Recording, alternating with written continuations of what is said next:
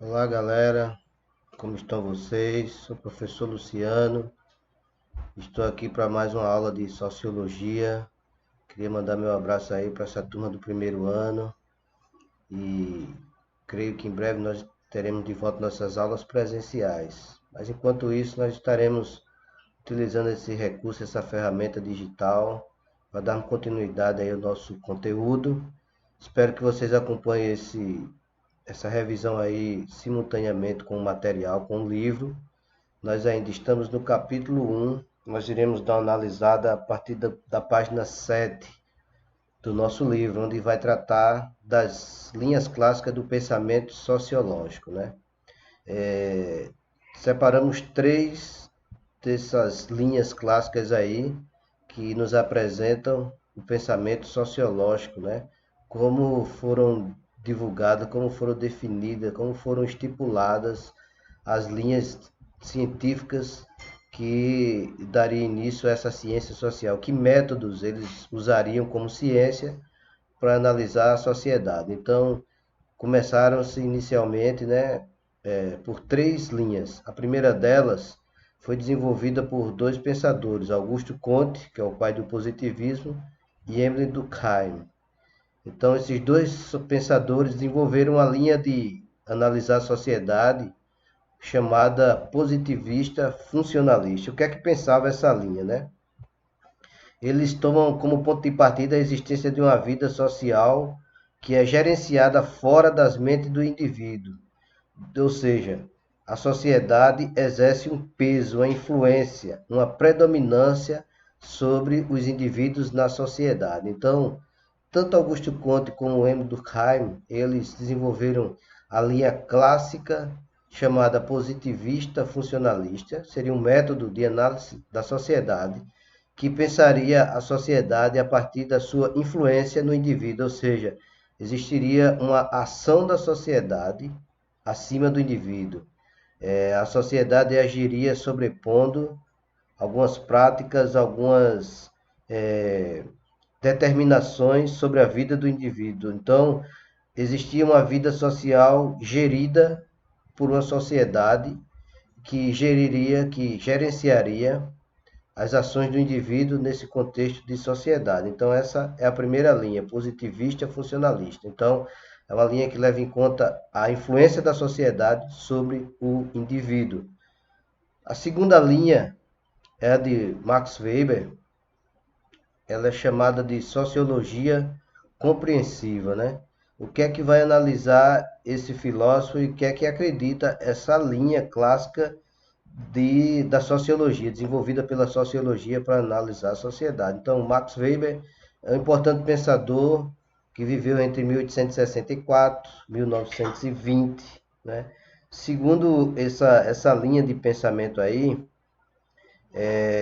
o indivíduo, né? Na verdade, o indivíduo é que determina, seria o ponto de partida para a compreensão da sociedade. Ou seja, ele vai contrariar tanto a Durkheim quanto Augusto Comte, que vai dizer que é a sociedade que determinaria as ações do indivíduo.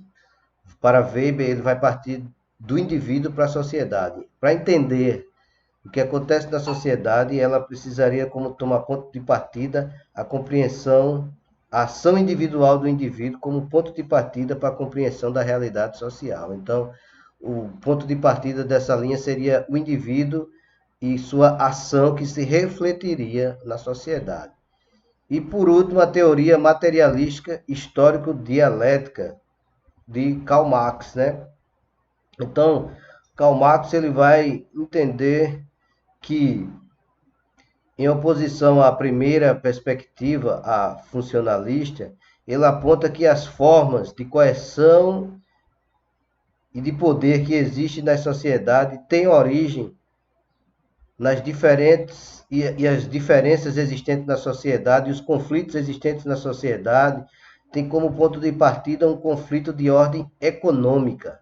Ou seja, para Marx, né, o que determinaria os conflitos sociais, a sociedade deveria ser analisada do ponto de partida econômico, porque, segundo ele, as diferenças e desigualdades, a luta entre as classes e como se dá essas lutas. Nós vamos estudar isso mais a fundo, mais na frente.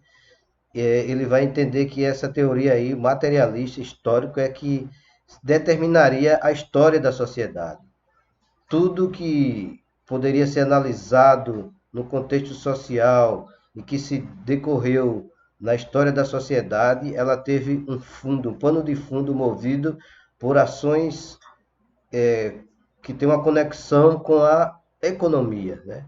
Então, a divisão das classes, por exemplo, seria esse ponto de análise para ele, né? Ou seja, o materialismo histórico, ele aponta que as formas de coerção e poder existentes no contexto da sociedade têm origem nos conflitos e nas diferenças que estão estipuladas pela economia da sociedade, ok? Então, qual seria a importância da sociologia aí para a educação, para o ensino médio, para as nossas realidades? Qual seria isso? Qual seria a proposta? Qual seria o objetivo? Qual seria o significado? O que representaria para nós estudar essa sociologia? O que é que ela traria de novo? Quais as habilidades que elas poderiam nos trazer enquanto cidadãos dessa sociedade, né? Então, essa sociologia, como seu próprio nome diz, ela tem o objetivo de analisar e discutir as dinâmicas das ações coletivas que acontecem dentro da sociedade. Então, ela começa a observar o comportamento coletivo e que vai nos possibilitar contribuir para que a própria sociedade pense nos mecanismos que possibilitem facilitar a convivência entre os indivíduos e o grupo social. Então, essa observação das dinâmicas ocorridas na sociedade vai nos proporcionar aí recursos para analisarmos os mecanismos que podem possibilitar a nossa convivência na sociedade. Então, analisando essa sociedade através da sociologia, as dinâmicas sociais do nosso dia a dia podem nos trazer subsídios ou recursos necessários para que nós venhamos entender como é que se dá essa dinâmica e como o cidadão, como o indivíduo pode conviver nessa sociedade, como seria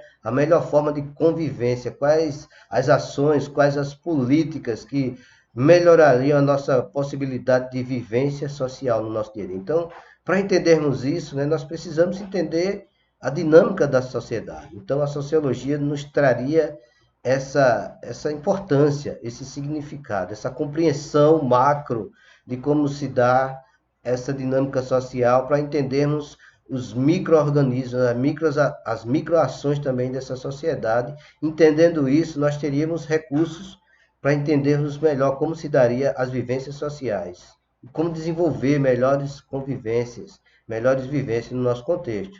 Segundo o sociólogo Anthony Giddens, e as suas pesquisas sociológicas, né?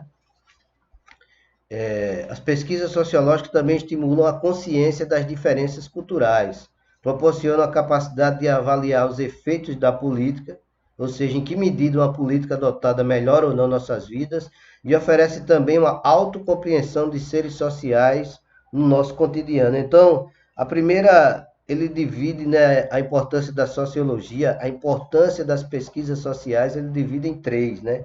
A primeira é entender a consciência das diferenças culturais, ou seja, analisando isso, né, observando o mundo e as diversas culturas aí, nós podemos entender o contexto cultural em que vivemos, né? As novas culturas, as diferentes culturas. No nosso tempo, a nossa geração, a geração de vocês, tem vivenciado a cultura digital, a analisar essa cultura, analisar os efeitos dessa cultura nas nossas relações. E outra divisão que esse sociólogo Anthony Giddens faz é a capacidade de analisar os efeitos políticos, todas as ações políticas, e falando de política tem a ver com as ações de poder efetivos que atuam na sociedade, né? Em que medida determinadas políticas que são adotadas podem melhorar ou não nossa sociedade, as nossas vidas na sociedade. Então isso é muito importante, por quê, né? todas as políticas pensadas, as políticas públicas, as políticas sociais, as ações do Estado sobre a sociedade, ela tem efeitos positivos e efeitos negativos. Tudo que acontece na sociedade, elas podem ser analisadas por duas perspectivas, porque elas causam tanto aspectos positivos como negativos. Analisando esses aspectos positivos, nós podemos aperfeiçoar essas políticas, desenvolvê-las, né? Analisando os problemas sociais e como resolvê-los. Na nossa aula, nós falamos de um problema muito comum no Brasil, que é o problema das drogas, e eu citei a Cracolândia, né? É um problema social e que como políticas públicas podem ser adotadas para resolver esse problema.